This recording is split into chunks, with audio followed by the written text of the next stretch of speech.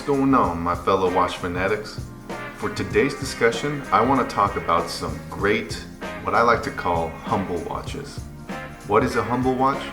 For the purpose of this video, a humble watch is one that doesn't ask for much, whether it's attention, money, maintenance, or any combination of the three, but also has a level of quality that can be appreciated across all levels of watch enthusiasts. Even though it's great to finally get your hands on that super fancy grail watch, there's something very special about a watch that you don't really care about getting dirty or banging up a bit.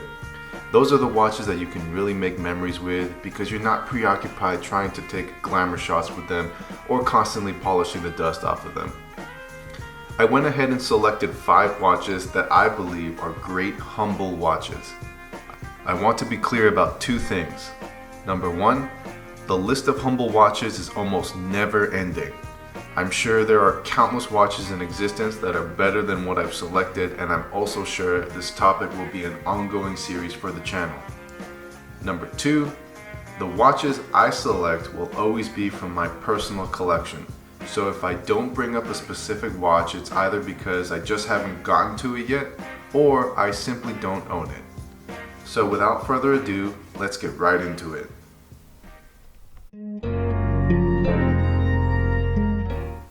The Timex Atlantis is a great start to this series because in my opinion, this is the epitome of a humble watch. There's nothing particularly special about it if we're talking about functions, features, or materials used. I think what makes this such a sought-after timepiece with an almost cult-like following is the history it represents to the digital watch community, and also how it manages to be such a simple watch while still just being really cool. The polarized display gives you that irresistible connection to the 80s, and the contrasting text sits on the face like too many words on a monochrome computer screen. The 10.4mm case thickness makes the Atlantis a wonderfully thin watch, and it will quite easily disappear from your thoughts as you go about your daily business.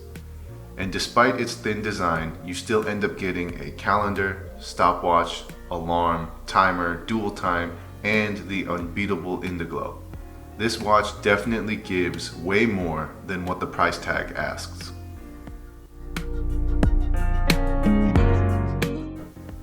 Next on my list is the Casio AE2100. Everyone raves about the Casio AE1200, more commonly referred to as the Casio Royale, but let me tell you, the AE2100 is where it is at. I have both, and I love both.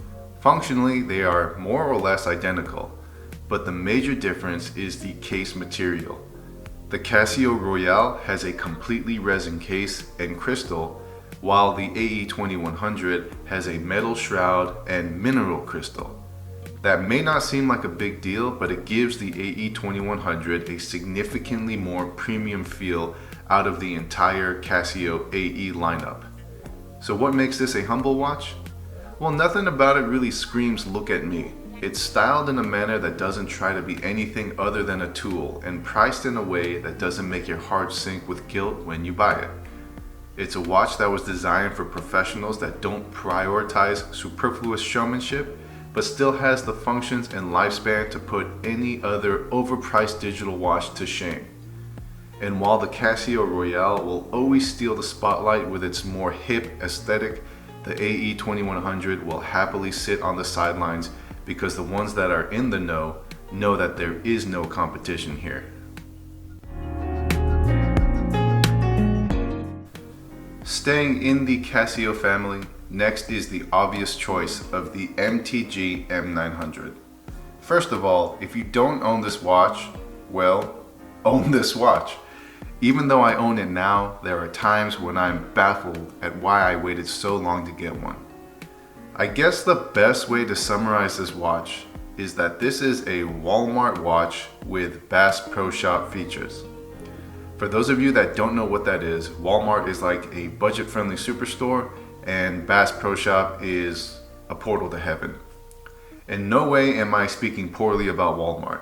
It's one of my favorite stores to go to. But let's be real, Their watch selection mostly consists of $15 to $30 quartz watches from brands that don't even exist on the internet. So anyways, I call this a Walmart watch because I bought it from Walmart, and what I got was a solar watch with atomic timekeeping and every other standard G Shock feature you're used to. Like, are you serious? It truly does not get much better than that if you ask me. And the M900 is not advertised or talked about like other overly hyped G Shocks, but it could run circles around them in ease of use and affordability. If you ever speak to a M900 owner, don't be surprised if it's their second or third M900. Oftentimes, once they reach the end of the M900's life cycle, they are so happy with it that they end up just buying another one. It's just one of those watches that you can trust and will never ask for anything except for the occasional charge in the sun. Moving on, you know I had to add my beloved Invicta watches to this list. Whatever your thoughts are, you cannot and will not change my thoughts on these watches. The Grand and Pro Divers are without a shadow of a doubt a quality watch. These watches don't need any kind of special treatment. They've got a proven movement, screw down crown and screw down case back, and a price tag that allows you to live life without constantly worrying about how your watch is doing. They're styled in a manner that doesn't draw too much attention to them, but there's enough variety to where you'd be lying to yourself if you've never thought, you know what, that's not a bad looking color combo. It's a beautiful thing when you can buy a watch for no other reason than just because it's fun. And in this case, you get the added benefit of getting a solid watch. Like every other watch in this list, an Invicta diver will ask nothing from you except to enjoy life with a watch on your wrist.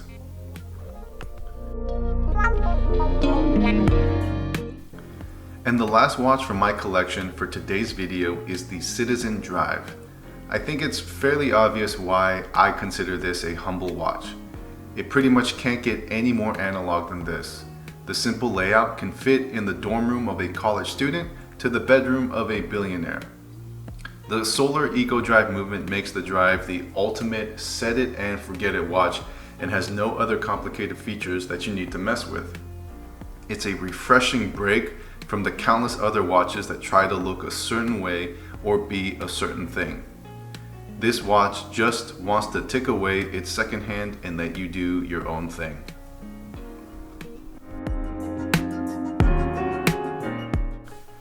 Before I wrap up the episode, some of my Discord server members shared their thoughts on what they considered humble sleeper watches, so I will share those too. Sniper722 brought up the Casio Lineage and Oceanus watches. I definitely agree with the Lineage. I have one and I'm honestly shocked that it isn't a more popular Casio. I agree that the Oceanus is a fantastic watch, but in my opinion, I think they're a little too pricey to be considered a humble watch. And then Ghost Mall says non-Seiko JDM watches like Orient, Citizen. He also brings up the Oceanus watch also, and then San Martin watches, and then he also brings up Tudor. Tudor, you know, for me, I think Tudor is an expensive watch, and it's more on the luxury side. But I will agree that if we consider Tudor to be a luxury watch, out of all of the luxury watches that you can buy, Tudor is probably going to be a humble watch within that luxury category. Again, just my opinion. So speaking about opinions, what about you guys? If you know of a great humble watch, please share it in the comment section below. It's a great way for all of us to possibly learn about watches we may never have heard of. So that's it for now. I hope you enjoyed this watch discussion, and I'm sure there will be more to come. Thanks so much for watching, and I'll catch you guys on the next episode. All right, bye.